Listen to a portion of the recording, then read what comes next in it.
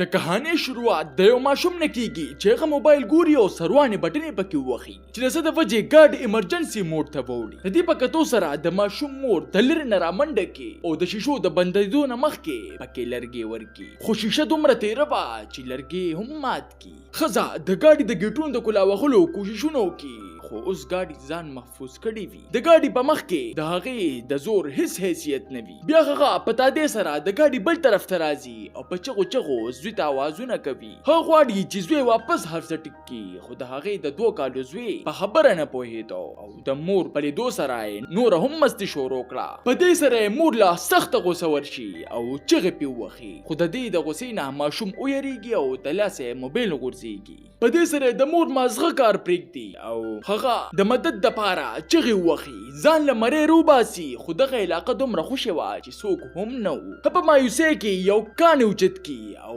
شیشې لیرولې، خو ګاډي دومره جدید و چې د هغې ټول کوششونه ناکام شو. بیا هغې لا یو سوچ راشي، هغه بیا اوازونه کوي د دې دپاره چې د ګاډي مصنوعي ذهانت استعمال کړی شي، خو د دې د چغو باوجود هیڅ جواب رانشي. د دې په لیدو سره ماشوم ته هم د خطرې اندازه وشي او جړا شروع کی. ښځه د عقل نه کار اخلي او ماشوم له تسلي ورکوي او بیا هغه یوازې په خوش علاقې کې د مدد په خیال روانېږي چې هغې ته یو د بجلی ګریډ په نظر راشي. د دې په لیدو سره د هغې څه ناڅه امید پیدا شي، خو د هغې خوشحالي د ډېر وخته پورې پاتې نه شي. د هغې ځای ټول نوکران په چوټۍ وو، وخت کم او بغیر د څه وخت د ضایع کولو هغه د دغه ځای نه یو سکورینچ راخلي چې په لاره کې داسې د ګیدړانو اوازونه واوري چې څه د وجې هغه ته نه د ګاډي د پاسه خیجي، خو دلته ورپسې هم راشي. خدای یې په څه ناسه طریقې سره ویروي او وتښتي. بیا هغه دغه سکورینچ راوچتوي او د ګاډي شیشې لیرولي، خو دا ورله هم څه نقصان ورنکړی شي.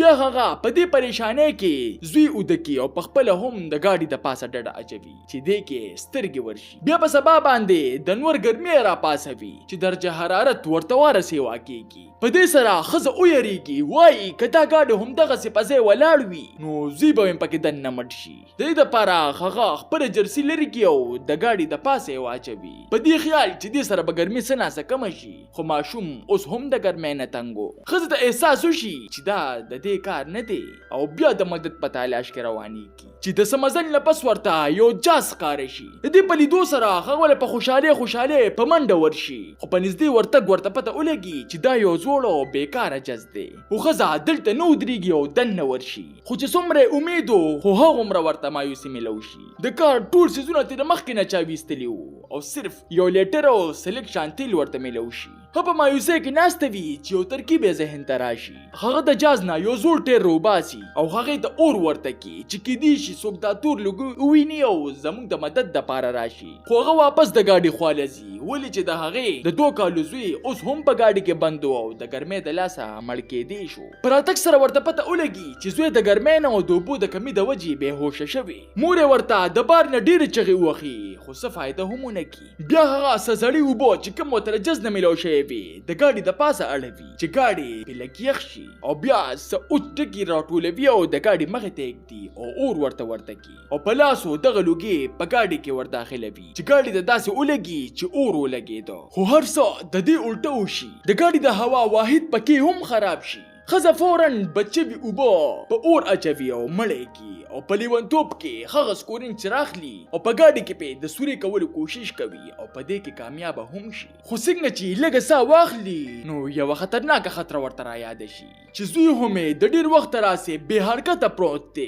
هغې ته داسې ولګي که چېرې مړ دی، خو په دې کې هغه لاسونه وړقوي. د دې مایوسۍ په وخت کې ښځې ته خوشحالي میلو شوه، خو د هغې قسمت دومره هم ښه نه و. دې ته د یو لیوني سپي خیال شي چې په دې رامنډه کې خو هغه ته نه د ګاډي د لاندې شي، خو بیا هم هغه ورله خپه وچیچي. هغه د دې د چغو سرونه ویریږي او وتښتي، خو په دې کې دوی ګاډي له هم څه ناسه حرکت ورکي او ګاډی په شا روان شي. هغه د ګاډي مخه نیوي، خو د هغې نازک وجود چېرته پټنونو وزن رامنې کولی شو. ګاډي د غر نه له غورځېدو والوي چې یو کاڼی رامنې کي. خو څنګه چې زوی ته ګوري نو یو خیال ورته راشي چې که چېرې د درز نه مړ نه شو نو ګرمي به یې رانه هسې هم مړ کوي. هغه په خپل پوره طاقت سره ګاډي له دیکه ورکي او د دې د سترګو وړاندې پرې کانټۍ اوډي او څنګه چې ګاډي ښکته روان وي هغسې حفاظتي نظام هم ټیک شي. او څنګه چې گاډي وغورځيږي نو هغه په گاډي راکېږدي خو په گاډي کې ورته صرف یو لیټ ښکاره شي او چې څنګه ورله ګوته یوسي نو د گاډي ګیټ کولو شي خزا د خوشحالۍ نه په ژړا شي او په منډه باندې زوی د گاډي نه روباسي او د سوري خواله وړي